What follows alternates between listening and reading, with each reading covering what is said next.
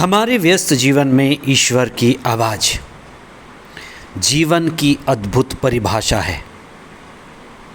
नमक बनो, नमक की तरह पानी में घुलकर मिल जाओ। दीपक बनो, जलकर मिट जाओ। 24वां सामान्य रविवार 15 सितंबर 2024। पहला पाठ नबी ईसायास का ग्रंथ अध्याय 50 पद संख्याएं 5 से 9 तक। दूसरा पाठ याकूब का पत्र अध्याय 2 पद संख्याएं 14 से 18 तक। और संत मार्कुस का सुसमाचार अध्याय 8 पद संख्याएं 27 से 35 तक। धर्मशास्त्र में जीवन की अद्भुत परिभाषा दी गई है। वह अपने आप में अनोखा है।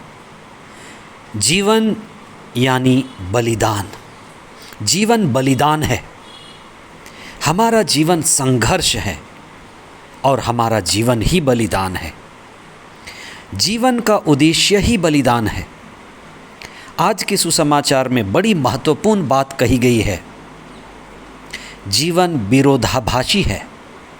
जो जीवन को सुरक्षित रखना चाहेगा वह उसे खो देगा, और जो जीवन को खो देगा वह उसे सुरक्षित रखेगा। अगर आप उन लोगों के जीवन का अवलोकन करेंगे, उन महान लोगों के जीवन का मूल्यांकन करेंगे, तो आप पाएंगे कि उन्होंने स्वयं को गंवाया, और स्वयं को गंवाने के बाद वे महान कहे गए। महात्मा गांधी हों, भगत सिंह हों, संत मदर तेरेसा हों, इसी तरह के करोड़ों करोड़ों लोग भी हैं जिन्हें हम महान व्यक्तित्व कहते हैं। इन्होंने स्वयं को पूरी तरह से गंवा दिया। इनके जीवन की परिभाषा यही रही। जीवन त्याग है, जीवन बलिदान है, जीवन ही संघर्ष है।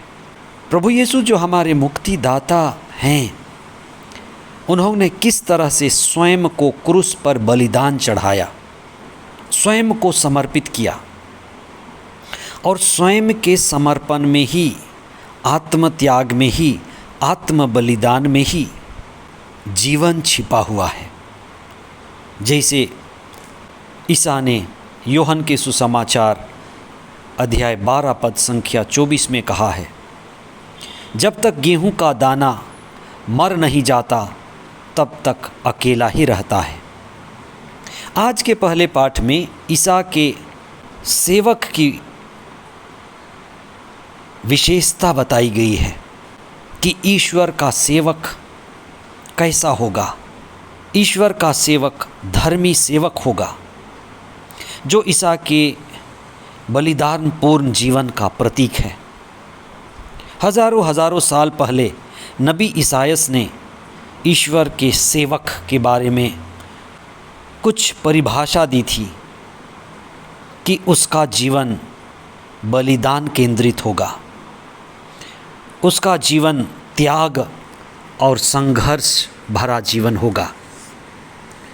आज के सुसमाचार में ईसा के सबसे प्रमुख शिष्य पेतरुस ने यह पूछे जाने पर कि ईसा कौन हैं, आत्मा से आविष्ट होकर कहा, आप ईश्वर के जीवन पुत्र हैं। ईसा ने जीवन की परिभाषा दी कि उन्हें क्रूस उठाना होगा, स्वयं को बलिदान करना होगा। यही जीवन की परिभाषा है। जीवन बलिदान है।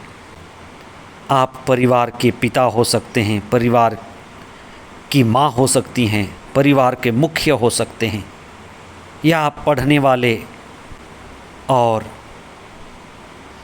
जीवन के किसी भी क्षेत्र में हों। आप अपने जीवन का अवलोकन करें।